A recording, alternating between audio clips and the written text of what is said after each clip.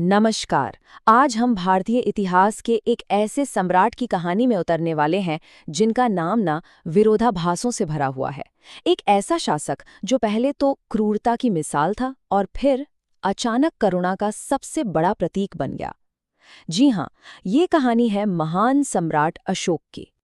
अशोक की जो विरासत है ना, वो एक पहेली जैसी है। मतलब उसके दो हिस्से हैं और दोनों एक दूसरे से बिल्कुल अलग।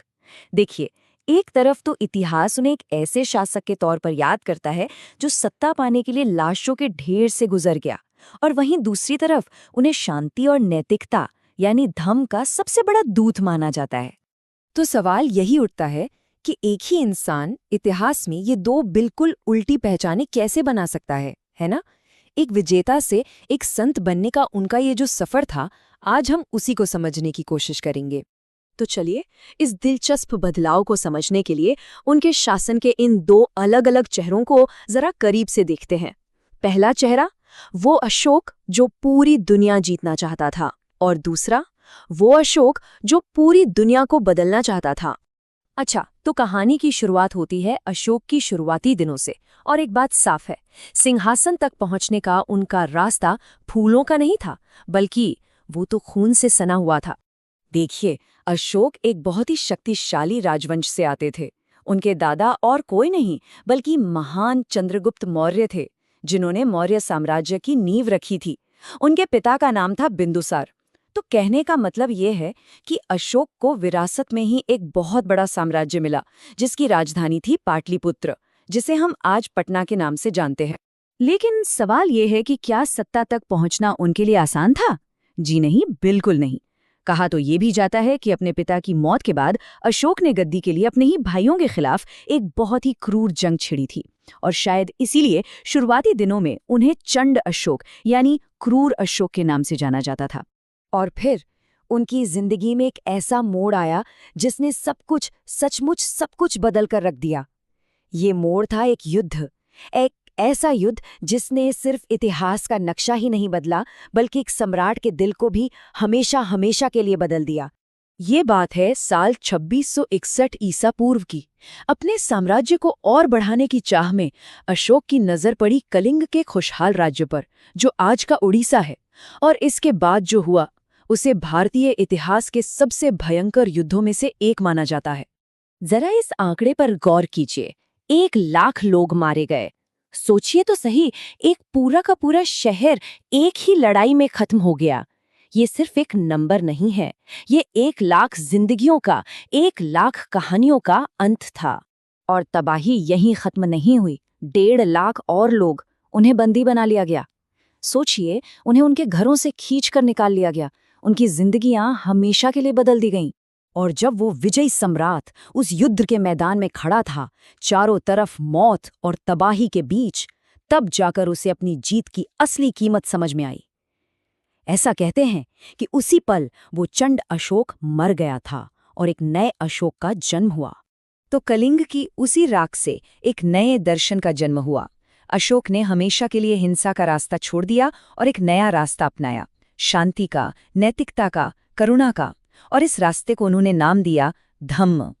तो आखिर ये धम्म था क्या? देखिए, ये कोई नया धर्म नहीं था जो वो लोगों पर थोपना चाहते थे, नहीं, बल्कि ये बौद्ध धर्म की शिक्षाओं से प्रेरणा लेकर बनाई गई एक नैतिक आचार संहिता थी। मतलब एक मॉरल कोड, सही और नेक तरीके से जिंदगी जीने के लिए एक तरह की यूनिवर्सल गाइड। धम्म के जो मूल सिद्धांत थे, उनमें शामिल था अहिंसा, यानी किसी को चोट न पहुंचाना, सभी धर्मों का सम्मान करना, हर जीव के लिए करुणा रखना। जरा सोचिए, ये सारी बातें उस इंसान से कितनी अलग थीं, जिसने गद्दी के लिए अपने ही भाइयों की जान ले ली थी। ये वाकई उनकी जिंदगी का सबसे बड़ा यू टर्न था। लेकिन अब सवाल ये था कि इतने बड़े साम्राज्य में, जो पूरे उपमहाद्वीप में फैला हो, ये नया दर्शन, ये नई सोच लोगों तक पहुंचाई कैसे जाए? इसके लिए अशोक ने एक बहुत ही अनोखा, बल्कि एक क्रांतिकारी तरीका अपनाया। उनकी स्ट्रैटेजी कह सकते हैं 3 हिस्सों में बटी थी, और वाकई कमाल की थी। पहला, उन्होंने खुद एक मिसाल बनकर दिखाया। दूसरा, उन्होंने धम्म महामात्र नाम के खास अफसर नियुक्त किए, जिनका काम ही था गांव-गांव जाकर लोगों को ये नई सोच सिखाना।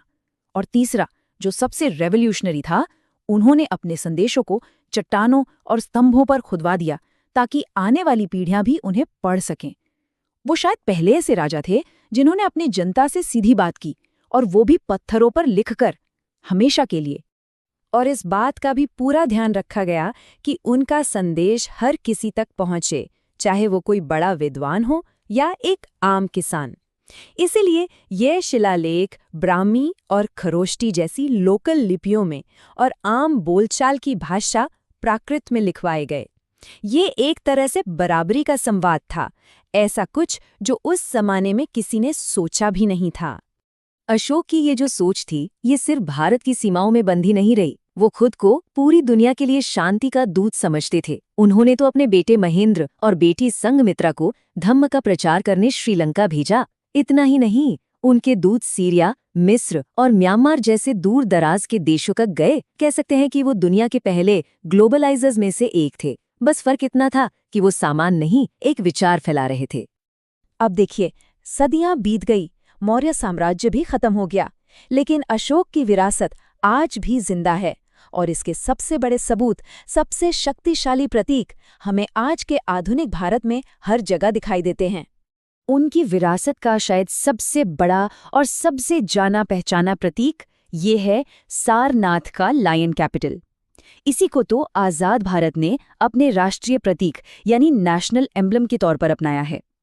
ये जो 4 शेर हैं, जो चारों दिशाओं में देख रहे हैं, ये असल में अशोक के शांतिपूर्ण शासन का प्रतीक हैं। एक ऐसा शासन जो डर से नहीं बल्कि धम्म और न्याय से चलता था। और इसी राष्ट्रीय प्रतीक के ठीक नीचे लिखा है हमारा राष्ट्रीय आदर्श वाक्य सत्यमेव जयते, जिसका मतलब है हमेशा सत्य की ही जीत होती है। वैसे तो ये वाक्य मुंडक उपनिषद से लिया गया है, पर ये उन आदर्शों का सार है जिनके लिए सम्राट अशोक ने अपनी बाकी की पूरी जिंदगी समर्पित कर दी।